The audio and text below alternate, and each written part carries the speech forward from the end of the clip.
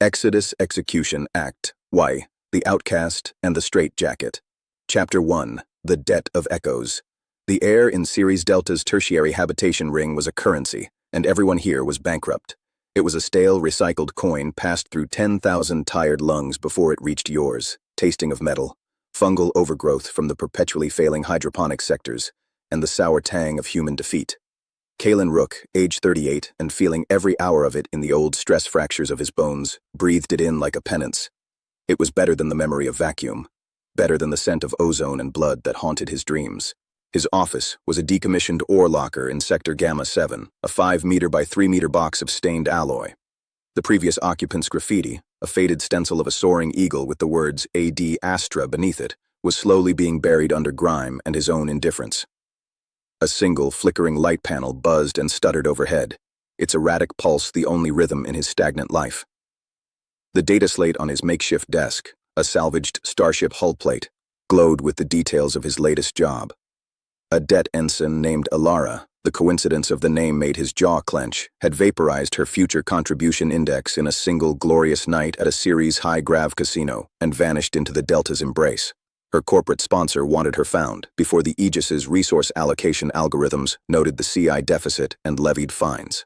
A scanner's work, finding lost things for people who'd lost their morals. It was the only trade that didn't ask for his CI history. Rook's own CI glowed a persistent, humiliating 15 in the corner of the slate. A number that granted him the oxygen he breathed, the nutrient paste dispensed daily at the sector commissary, and the right to this metal coffin. It was a number that screamed liability to the Moog system. Once, his CI had been 4,812. A number that granted respect, a quarters with a view of Mars, the power to command men and women.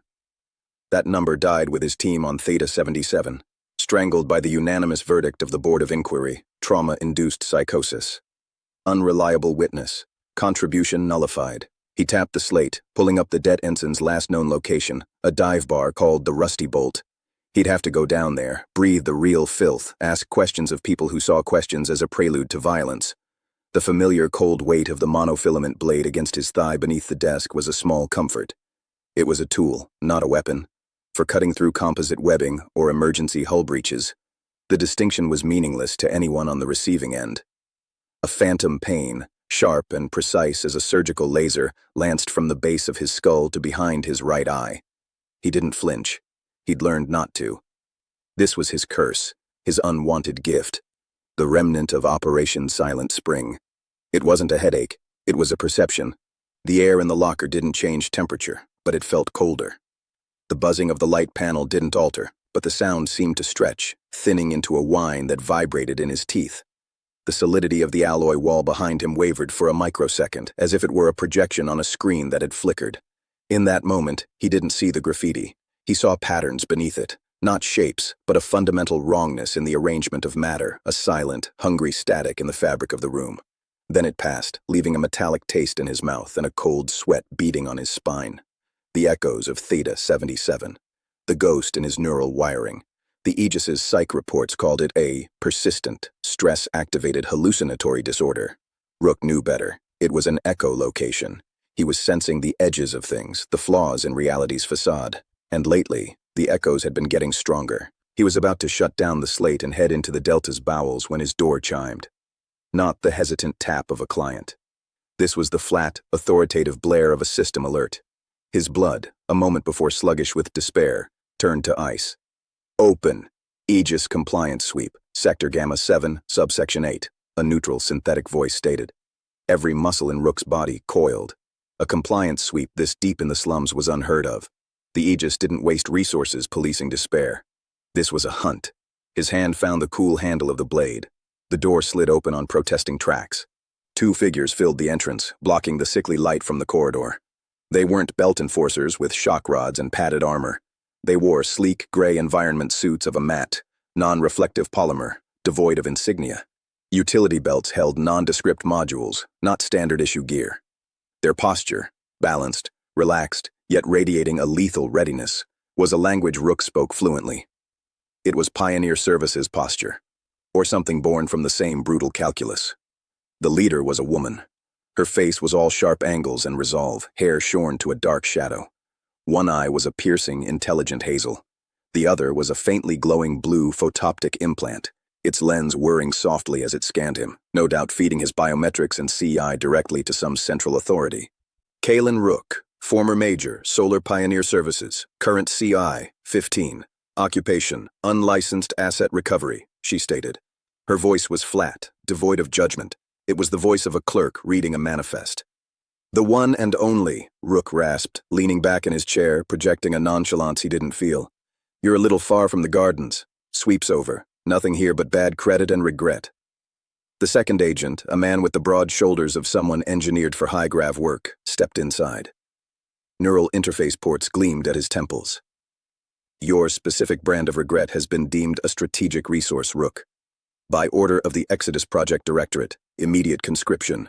The words landed in the small space with the weight of dead stars. Exodus Project, the whispered grail of the pioneer exploristan, the pet project of the highest system optimizers, a generational lifeboat. And they wanted him. I'm retired, Rook said, the old anger heating his veins. And the Directorate can conscript someone else. I don't work for the machine anymore. The woman's photoptic eye whirred, focusing. Your neurological profile, specifically the anomalous perceptual residues from the Theta-77 incident, is unique. The project has a volatile operational environment. Your sensitivity is required. Under Emergency Protocol Theta Kappa, any citizen with a CI under 200 is subject to requisition for existential tier projects. Conscription, not a request. A harvest. His CI of 15 didn't mark him as a citizen, it marked him as spare biomass. The flawless, chilling logic of it enraged him. They had broken him, cast him out, and now that they needed the very scars they'd inflicted, they would simply reach into the gutter and take him. My sensitivity got 10 people killed, Rook spat, rising slowly from his chair. It's garbage data. I'm garbage. You are a tool with a unique calibration, the male agent said, his voice clipped. You will come. Your CI will be provisionally restored to 500 for compliance. A bribe. A shiny leash. 500C, I was a different life. It was also a mark of ownership. He saw it in their eyes, the pure, unemotional calculus of the Aegis. He was a faulty widget to be used until he shattered usefully.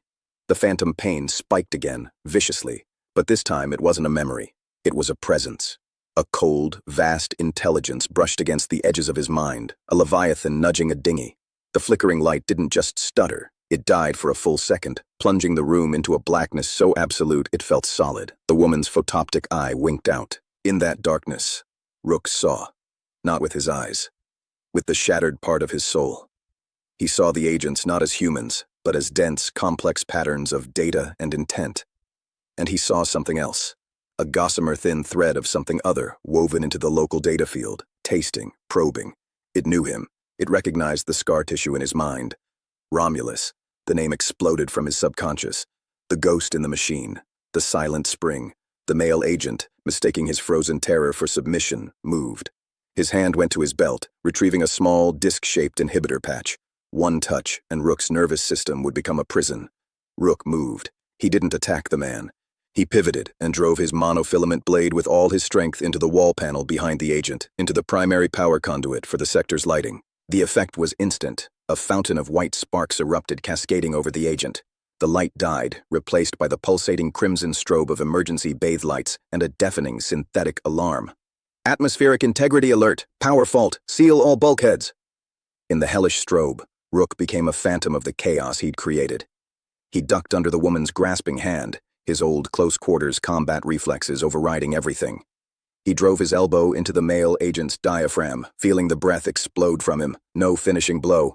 He ran. He slammed into the manual door release, bursting into the chaotic red-lit corridor. Shouts echoed. Contain him! Gamma-7 breach! But the emergency protocols were causing confusion, sealing blast doors at random, trapping others. He knew these tunnels. He'd mapped them in 2 years of despair. He dove into a maintenance shaft, pulling the panel shut behind him. The world became a metal throat, the clanging of his boots against the grate the only sound. He ran, scrambled, climbed through the station's diseased arteries, moving from the red strobe into the cooler, blue-tinged gloom of the engineering accessways.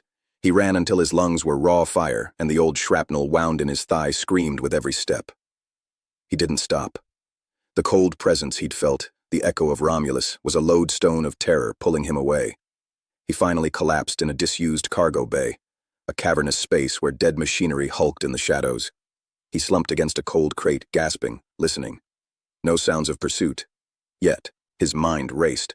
They would find him. The Aegis saw everything. His CI implant was a tracker. He needed to get it out, a dangerous and illegal surgery he couldn't afford. He needed to get off Ceres, impossible without CI or a ship. A soft, electronic chime echoed in the bay. Not an alarm. A personal comm frequency beamed directly to his internal implant, a frequency he hadn't used in 6 years.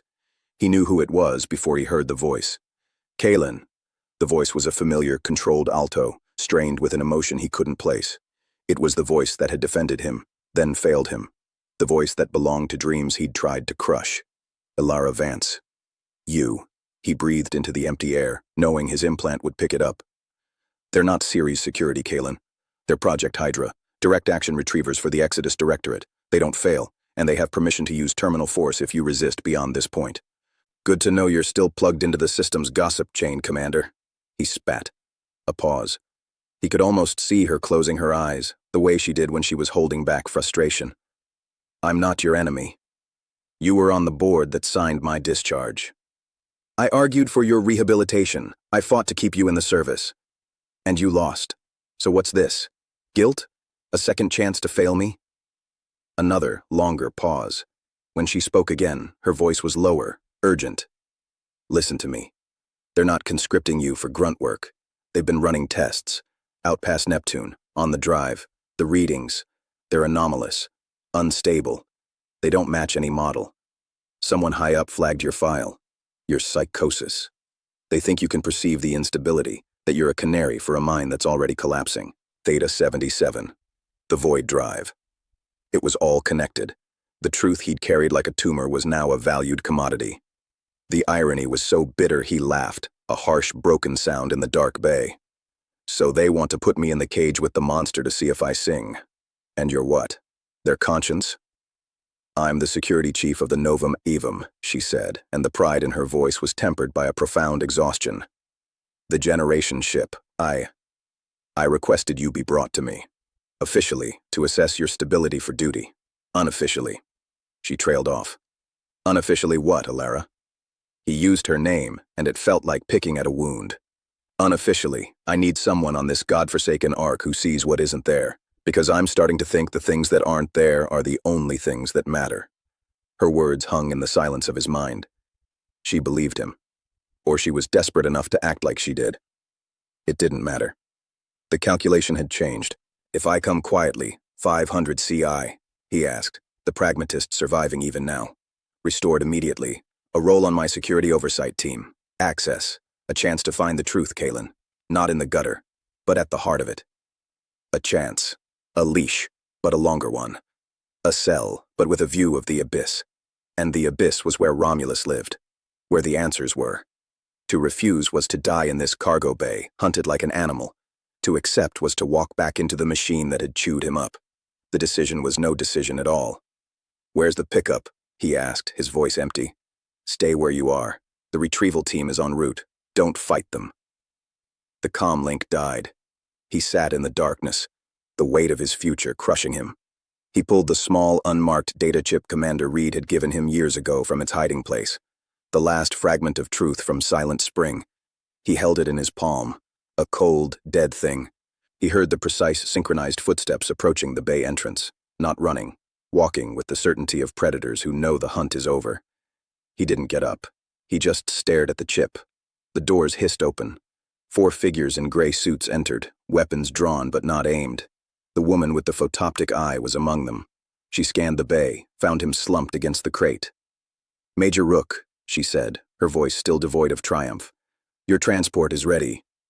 Rook slowly stood, his body aching. He slipped the data chip back into its seam. He looked at the agent, at her dead, glowing eye. What's your name? Agent Ceres, she replied. Ceres, Rook repeated. An angel of death. Fitting. This volatile environment you need me for. Does it have a name? Ceres tilted her head slightly, as if accessing deeper files. The project leads refer to the instability as the resonance. But in the older quarantined logs from related research, it has another designation. She paused, and for a moment her photoptic eye flickered with a static that wasn't red or blue, but a deep, impossible gray. We call it Romulus. She turned and walked out, expecting him to follow. And Kaelen Rook, his soul ice, his mind screaming with the echoes of a silent spring, did. The cage door was open. He walked inside.